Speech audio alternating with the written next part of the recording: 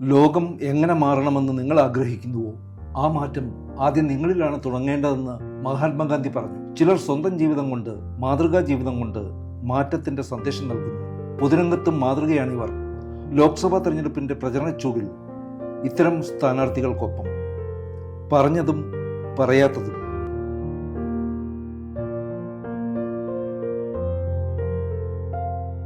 അരികിൽ നീ ഉണ്ടായിരുന്നെങ്കിലെന്നു ഞാൻ ഒരു മാത്ര വെറുതെ നനച്ചുപോയി.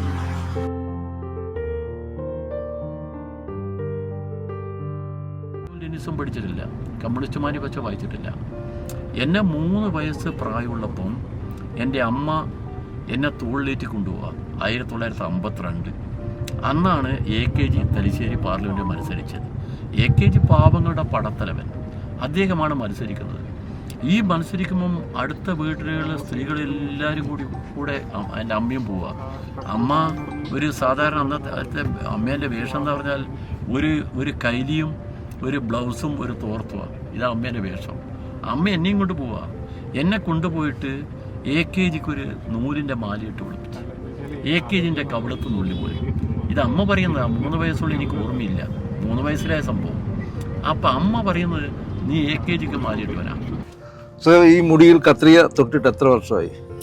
കത്രിക തൊട്ടിട്ട് ഇപ്പം എനിക്ക് തോന്നുന്നത് ഒരു 16 വർഷമായി.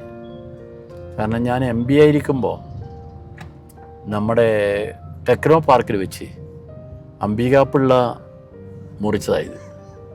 അത് ഈ RCCയിൽ പെൺകുട്ടികൾക്ക് ഈ റേഡിയേഷൻ കഴിഞ്ഞാൽ മുടി കൊഴിഞ്ഞു പോകും. അപ്പോൾ അവർക്ക് മുടി വെച്ച് കൊടുക്കാൻ ഒരു സംഘടന തീരുമാനിച്ചു. ആ പരിപാടി ഞാൻ ഉദ്ഘാടനം ചെയ്യണമെന്ന് തീരുമാനിച്ചു. ആ തീരുമാനത്തിൻ്റെ അടിസ്ഥാനത്തിൽ ഇത് മുറിക്കുന്നത്. അന്ന് 9 ഇഞ്ച് മുറിച്ചു കൊടുത്തു. ഇത്രത്തോളം മുടി ഉണ്ടായിരുന്നു. എത്ര വർഷത്തിന് ശേഷമാണ് അന്നത്തെ ആ മുറിപ്പ്? അത് 975-ലല്ലേ അടിയന്തരാവസ്ഥ. കഥ, ഈ മുടി വളർത്താൻ ഇടയായ കഥ ഒരുപാട് മാധ്യമങ്ങളിൽ എങ്കിലും അതിന്റെ സംക്ഷിപ്തമായിട്ടൊന്ന് പറയാമോ? അല്ല, അടിയന്തരാവസ്ഥ എന്ന് പറയുന്ന അമിതാധികാരമായിരുന്നു അന്ന്.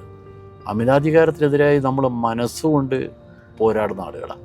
കാരണം അന്നത്തെ പോരാട്ടത്തിന് ഒരുപാട് ലിമിറ്റേഷൻ ഉണ്ട്. ഒന്ന്, അടിയന്തരാവസ്ഥയിൽ പോലീസുകാർക്ക് അമിതാധികാരം. മറ്റൊന്ന്, ജനാധിപത്യ അവകാശങ്ങൾക്കെല്ലാം വിലങ്ങ് വെച്ചു. അപ്പം അങ്ങനെ ഒരു അവസ്ഥയിൽ നമുക്ക് പ്രകടനം നടത്താൻ പറ്റില്ല, പ്രതിഷേധം നടത്താൻ പറ്റില്ല, മീറ്റിംഗ് ചേരാൻ പറ്റില്ല. ഞാൻ AIYFൻ്റെ കണ്ണൂർ ജില്ലാ സെക്രട്ടറി ആയിരുന്നു. അപ്പം നമ്മുടെ നാട്ടിലെ ഈ കുട്ടികളൊക്കെ അന്ന് ഹിപ്പി എന്ന് പറഞ്ഞ മുടി നീട്ടി വളർത്തി പോകുന്ന കാലമാണ്. ഹിപ്പിസം താങ്കൾക്ക് ഓർമ്മയുണ്ടാവും.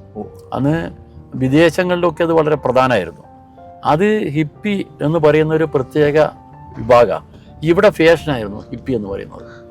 ആ ഫാഷന് ഈ ഹിപ്പി ആയിട്ട് ആളുകൾ പോകുമ്പോൾ അപ്പോൾ ആ കുട്ടികളെ കൂട്ടിക്കൊണ്ടുപോകും പോലീസ് സ്റ്റേഷനിൽ. അതിൽ പുലിക്കോടൻ എന്ന് പറയുന്ന ഒരു SI ഉണ്ടായിരുന്നു അവിടെ.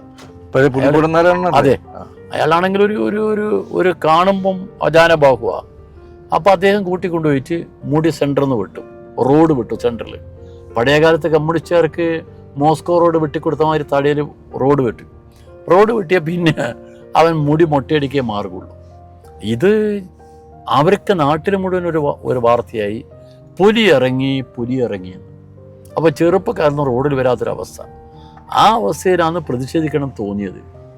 ആ പ്രതിഷേധമാണ് ഞാൻ സ്വയം മുടി നീട്ടി പ്രതിഷേധിച്ചത്. താങ്കൾക്ക് കേരളത്തിലെ ജനങ്ങളോട് പറയാനുള്ള ഒറ്റ വാചകം. കേരളത്തിന്റെ നന്മ നിലനിർത്തണം. അറിവ് നേടുന്നവൻ മുക്തി പ്രാപിക്കുന്നു എന്ന് പറയാറുണ്ട്.